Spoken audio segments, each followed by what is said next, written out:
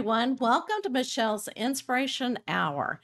I'm your host, Michelle, and I'm here to ignite the spark of hope, joy, and motivation in your life through the incredible stories of our guests. Today, we have a remarkable individual joining us, Farah. Farah's journey is a testament to the resilience of the human spirit. Born in London, but raised in a culturally rich landscape of North India, she's a British national with a Indian heart, seamlessly bringing cultures and continents. Her career in the banking industry spans over 3 decades, starting at a trainee in London at the young age of 18. However, Farah's personal journey took an unexpected turn when tragedy struck her family. In the face of an unimaginable loss and life's profound mysteries, she embarked on a profound inward quest. Through practices like baking and yoga, Farah channeled her pain into a positive force, ultimately finding emotional stability and calmness. She is the author of the book, Mayor and Me. Join us as Farah shares her compelling story of self discovery and strength, leaving you with valuable insights to apply to your own life. So it is my pleasure to bring Farah on. Hello, thank you so much for joining me. Hey, Michelle. Thank you for having me. Really happy to be here with you. Absolutely. And I want to tell you, your book, I read it, and not only did I learn a lot about your relationship with your mother, I mean, it was a wonderful memoir for her, but I also got to learn a lot about you, I and to me, that know. was so important because I was able to resonate with a lot of your experiences as a child that you went through. And so and I know it's very difficult to do that because you're kind of being vulnerable, showing people who you truly were. But you have really changed as a person, and I loved reading about that. But my first question is, and I love this, I'm going to see if I can get through this. I got to get my cheat sheet, okay? It says, born in London, raised in North India, educated at a Catholic convent in a Muslim city, surrounded by Hindu mythology, and now you're British national with an Indian heart. So, again, your book also talks about all these different cultures, but how did you decide, my dear? What was the factor that said, you know what, I'm Indian at heart? What really changed you in that culture activity? I was going to say, I'm glad you had your cheat sheet because that's a mouthful, right? It But is. I think people ask, I think as an adult, you think about it very logically and literally, but as a child, you're a sponge and you're just absorbing whatever environment you're thrown into, and it's natural because you don't know any different. Right. I think perhaps going to India was not obviously of my making or my choice. My mother took me there. Um, in retrospect, I think it was the most culturally rich sort of childhood I could have ever had or imagined. Um, as an adult today, I think the hard part comes from my value system. So my values are completely Indian and aligned to the Indian culture, if you like. So that's where my heart is. But for all intents and purposes, I can straddle whether I'm in India, I feel at home. If I'm in London, I'm at home. I live in Dubai and Right. I've lived there for 20 plus years and I'm at home. So I think what my upbringing gave me was that ability and that very wide lens to appreciate different cultures, to be able to move through different cultures with ease because I have a base understanding of the context, of the reference points, of the sort of practices that I can blend in more easily. So I Oh, think, absolutely. Oh yeah. my gosh. And I think, and that is one thing that, like you said, we can't choose where we're going to live, where we're going to go to school, because our parents have a lot. of decisions that they have to make for us. And I think, your mother was a wonderful testament because to me, she was such a strong lady, that really fought for women's rights. And so I want to go ahead and bring up the picture of your book. And I absolutely love this picture. How old is she on this cover of the book? She's in her 20s here. So it was a picture walking through Regent's Park in London, and it was sort of sunset and the sun sort of setting and that dappled light. And I just love this picture of her. Every time I see it, I smile, sort of in reciprocation of her smile. So yeah, she was in her 20s here. Oh, absolutely. Now, and I know it's very, very difficult to talk about. And again, your beginning of your book, you're talking about, your family life, the things that you have gone through. And then I just cannot imagine when you get that phone call because everybody thinks that we're going to be together in relationships, forever. And then it's very difficult to go through the grieving process when it's a sudden, tragedy in your family. Can you kind of talk about with our listeners who have not read your book about the tragedy that really turned your life, kind of twisted it, and where you really had to go through the grieving process? Sure. Um, so, for your listeners, obviously, they know I grew up in India and my mother lived in India. And I had moved to Dubai in 2001 after the birth of my daughter. And I was in Dubai that particular day when it occurred, which was in 2006. And it was the middle of the night. So, my day had been pretty normal, gone to work, come home, been with the kids. My husband, now my ex-husband at the time, was traveling for work, so I sort of left my phone ringer on just in case he needed to reach me for any reason. And in the middle of the night, the phone rang, and it was my stepfather. And means I was groggy, obviously in deep sleep, pulled out of it. So I didn't register that it was strange that he would call me because we didn't have that kind of relationship. Normally, my mother would have called me. And he said, "Your mother's been shot, and you need to come home as soon as possible." Um, so obviously, your brain goes into overdrive, but it wasn't the time to say how or what or why. It was just there was panic. You just need to get home. Um, so then you go through the motions of, I need to book a flight. I need to make sure the kids are safe. I need to call my husband, make sure he books a flight to come back. Go into the office, tell them I'm leaving, and all of that logistical sort of aspects of it.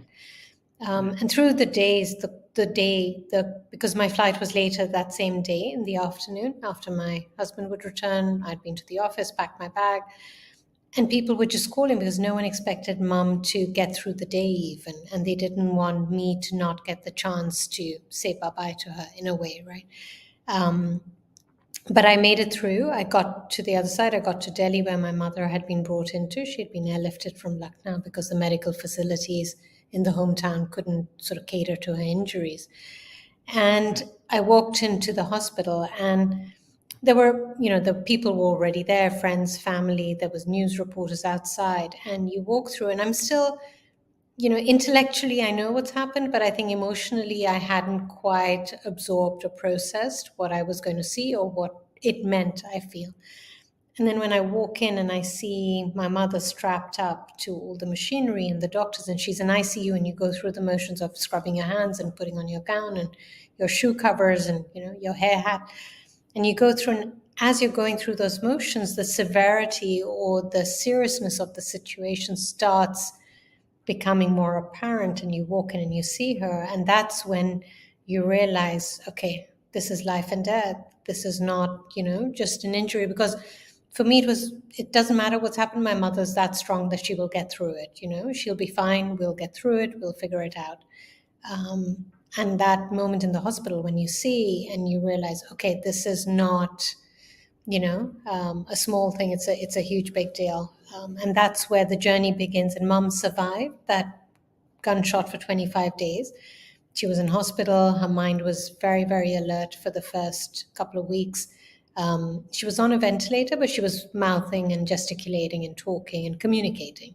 And then towards the end, there was internal injuries and bleeding, and she passed from that because they couldn't identify the source of it. So it was It was a tough 25 days. It was a roller coaster of hope where you think, okay, she's going to be okay. And, yes, there will be some physical impediments, but we'll deal with it. To sort of then the realization that, okay, she's not going to make it, where she said to me, this is the end. And Right. that sort of gets me every time, Mhm. even if I read it today.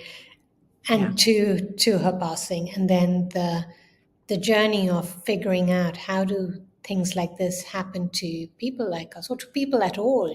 Why do things like this happen at all?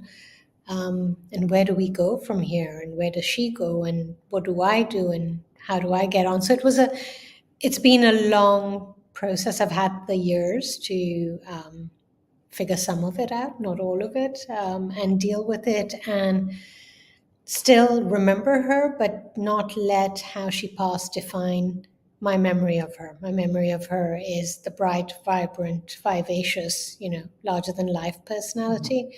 How she went is just, one part of it. Absolutely, and I absolutely love that.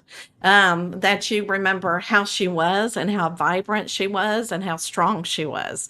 And, but, and then you had to, go through even though, that experience. And well, let me back up too. I love how your mom said that we are here to learn lessons, and I think is that kind of what you got you through all the grieving process as well, just knowing that this is another lesson that you and to me, when she's in the hospital and she knew that she was about to pass away, I mean, to me that is so spiritual. It's like she's saying goodbye to you. And a lot of people, don't even get that. But through your grieving process, I love that you found that baking and doing yoga. Yoga does a lot to the soul. Now, did your mother teach you how to bake, or was this a natural thing that you learned? So I think baking actually skipped a generation. So it came from my grandmother. So my mother loved Yeah, cooking. Like food is part and parcel of our culture, our family. It's right. it's very much a topic of conversation all the time. So my grandmother used to love to bake. So I remember baking Uh, brownies with her, or sponges, or making lemon curd. She taught me how to make mayonnaise from scratch. So Granny was a baker. Mom loved cooking, not so much baking. And my baking, I have a little bit of a sweet tooth, but never enough to tell me to make a whole cake to have a piece, because in my head I'm thinking I can't waste the whole cake. oh, Grandmother right. taught Absolutely. us, yeah, you don't leave the dining table till you finish everything on your plate. So Yeah. I couldn't waste the cake. And then when my daughter was born and we were in London and it was cold outside, it was winter, I was in the house with a newborn, not going very far at all. And while she slept, I would experiment with recipes or make the meal for the family or whatever. And I started experimenting with recipes and biscuits to begin with. Oh, And they came out yeah. quite nice. And with biscuits, you can make the dough and you don't need to make huge quantities. You can make a small quantity, keep the dough, and make a fresh batch. So that appealed to my sense of, hey, I'm not wasting. It's very organized. I'm prepared with a Right. newborn. I had to be prepared. Um, so it started from there, and then my love just grew. And for me, it's not that I enter the kitchen and think I want to eat something. It's more just I want to create. I want to be with my hands. I want to Right. almost zone out for a minute in terms of any other thoughts, and I'm focused on what I'm making, which kind of gives me a moment of pause between all the circular thoughts, or at the time when it was grief or anything else. Even if I come home from a busy day Mhm. in the office, I go into the kitchen to create, and Oh, that that's wonderful. process just, I find it de-stresses me. I'm sure that people listening who going, I can't think of anything worse than going in to bake a cake. But to But each their own. yeah, absolutely, absolutely. And and I love how you said that you're creating something, because you are. Because the more I learn about cooking, the more I didn't really realize it's all scientific, because things change, the chemistry, and I'm going, wow, there's a lot more to it than what I thought. But I went to your web page, Ah, and you have recipes that you're sharing yeah, with everybody. I You're am. spreading the love. Absolutely. And that's kind of what I do with the baking, because I bake. my kids are grown up and gone to uni, so whatever I bake goes into the office and I share it with my colleagues. And or friends will say, if you're coming over, I really want X, whether chocolate or a fruit flavor or a cheesecake. Right. So that for me is how I show my love as well. If you Hmm. say to me, I really love blueberries, and I really love cheesecake, I'll rock up with a blueberry cheesecake for you. Oh It's my kind of gosh. it's how you share, and there's so much joy in food. I feel we congregate around the dining table. You congregate around food. Hmm. And It's a that's true. shared. It brings people Hmm. together. So Hi, if you are being inspired by this episode, please share with somebody that will also be inspired. We are here to change the world. All right, let's get back to the conversation. Absolutely, absolutely. And I just really, I just feel so inspired with your story again because you found something that kind of helped you through the process of grieving and everything. So you found something creative that you can share the love and everything and found yourself in. And plus yoga. I mean, how can you not go wrong with yoga? Yoga is wonderful, I love It yoga. Yeah, yes. And it it really absolutely. calms. Yeah, sorry, I'm go sorry. ahead. Yeah. Oh no, you Yeah, go. You yeah. go. No, I was going to say it's a moving meditation for me. I'm not so great at sitting still. So I find the movement helps me calm my mind down. And that's kind of what meditation is meant to do. Plus, it helps you physically get a little bit better balance and just resilience, and just helps your body cultivate strength as well. Now, if somebody, and I know there's so many people that actually do go through the same type of situation, if somebody came to you and said that they're going through it and they just lost a loved one, what advice can you give to them? First, I'd give them a huge big hug, like losing anyone's means we all lose people, but it is, there's no metric for it, there's no measure for it as to how grief, takes each person, and each person's journey will be different. I'd say find a support system, whether it's therapy, whether it's friends, whether it's one friend or a few friends, whether it's, family, somebody who is there. Because some days you just want to be in your PJs and you don't want to see the world, but you just want someone to sit next to you, hold your hand. You don't even need to speak, but you just want someone there. So find that support for yourself when you're ready to start doing some sort of activity. Like I say, yoga, you might prefer swimming, you might prefer walking, you Mhm. might anything else that you want to do. You want to go to the gym, which I do as well. Just some sort of physical activity that moves the body, because then it allows the grief to move through your body as well. And it sort of helps you just get a little bit unstuck, if you like, within as well. And find something that sparks joy for you, however little, however big, whatever it is that gives you joy. Try and cultivate that practice, because even in the darkest or the saddest days, when you do that, there'll be that little glimmer of joy that'll hopefully keep building and take you through. And grief is a process. So you do have to allow it the time and the space to allow you to come through it. Absolutely. And a lot of people think, once I get through all the stages, then I'm done. But Yeah. sometimes you get triggered, Yeah. and the feelings and the emotions come back, but you've got to be able to forgive yourself and go through that. And that's one more thing I want to bring up is forgiveness. Okay. And you can be as honest as an answer here, but have you been able to forgive was it a gang that shot your mother? Okay, have you been able to forgive them?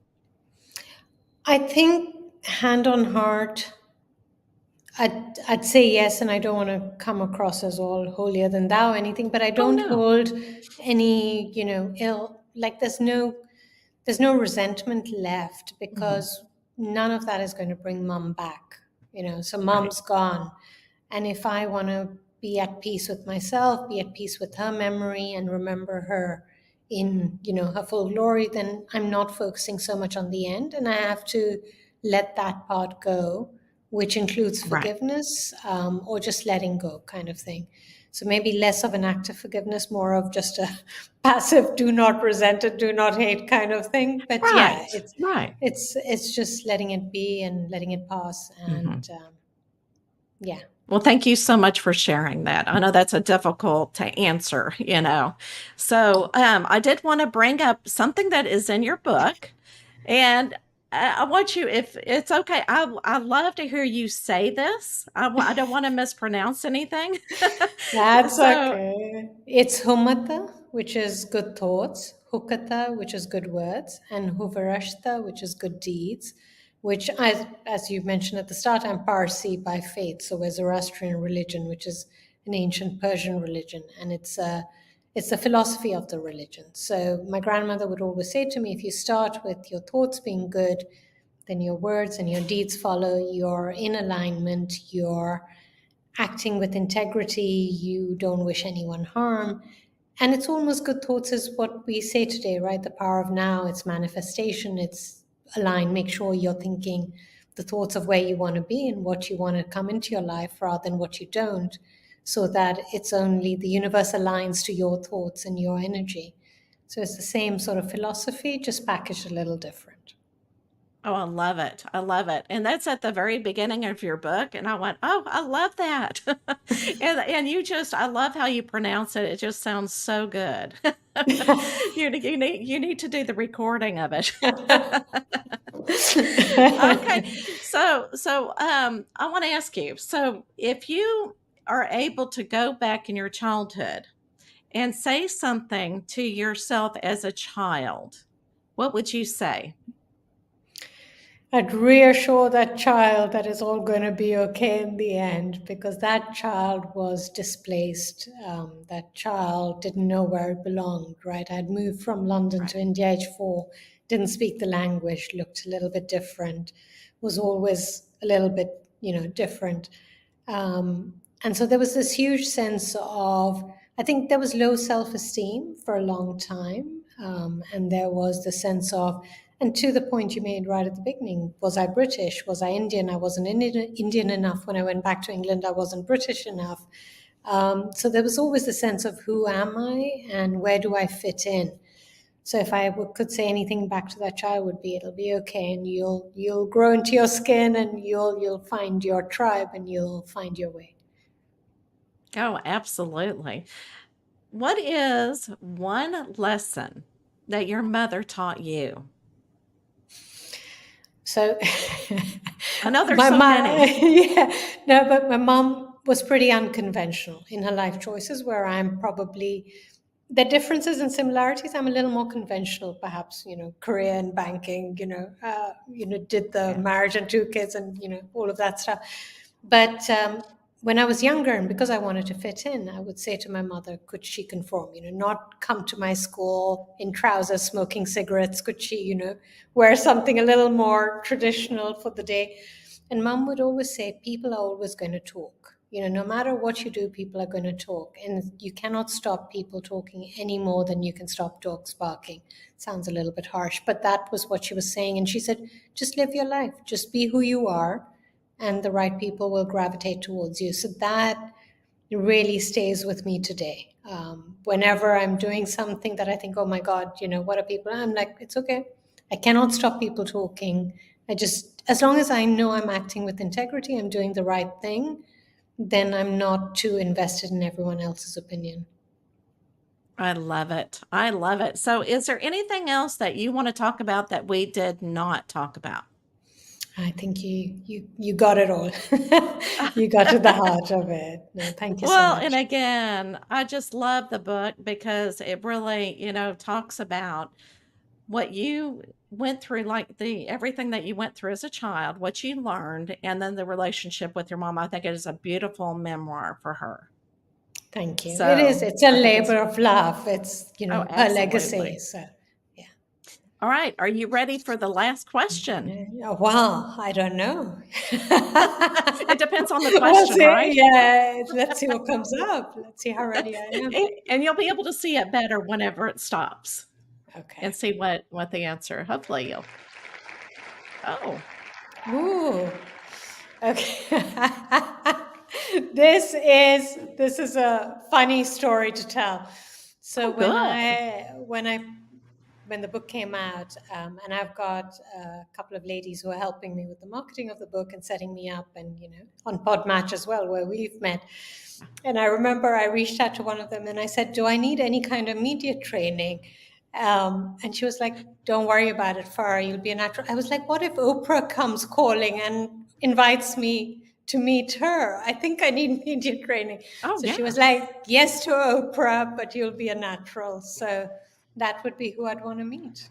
Oh, right. Oh, I think they need to set that up for you. And are you talking about the ladies over at Prestonley? Yes, they are. Kristen Yes, and I know Myra. them. Okay.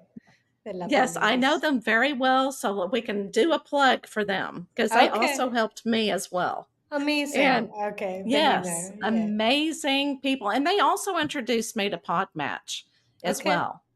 There you So, go. yeah. So, but yeah, Oprah, I think would be fabulous for Sure. you. So, we need to set all the vibes up Yeah, I mean, and in my send, mind, I know she does these interviews under this tree in her garden where the oh, chairs are set yes, up. That's what I'm yes. visualizing. So the good Oh, thoughts that would, are being oh sent my out. And gosh. How could you not? I mean, how could you go wrong being under the tree for an interview for that? I think that'd be beautiful. Okay, so where can they reach you if they want to know more information? And where do they get your book as well? so on the website, there's a website which is fairly easy, farahpress.com. Your listeners can see some pictures of the family, get a view of the world I'm talking about, the recipes that you've referenced. And there's a link to Amazon where they can, buy the book or any of the online retailers that they might prefer. I'm on Instagram as well, again, farah.press, so they can come see, join the journey. Would love to hear their feedback and comments and what they think of the story. And I hope it helps them. So, Oh, absolutely. And again, I think it will because you really brought out a lot of wonderful things, and the people go through, it's so interesting how people are all the same. We go through the same experiences. And it just, again, I was able to really resonate with your childhood. And I'm going, oh, it's me. It's me. It's me. She's going through the same thing. All right. I am going to ask you one more thing before we say goodbye sure. to everybody is what inspiration can you tell somebody just to be inspired? Oh, inspired by inspiration strikes at the most unusual places, right? Mhm. I'm inspired by the arts. So I love reading. I love music. Ooh. I love art. I love dance, plays, anything of that. If people love, I would say do more, listen more, hear more, and you'll be Oh. inspired. Absolutely, and I think that's one thing we don't do is stop and listen. I love it. Yeah. I love it. All right, everybody. I hope that, you find some inspiration in her wonderful life story. And I hope that you have a fabulous week, and I will see you next week.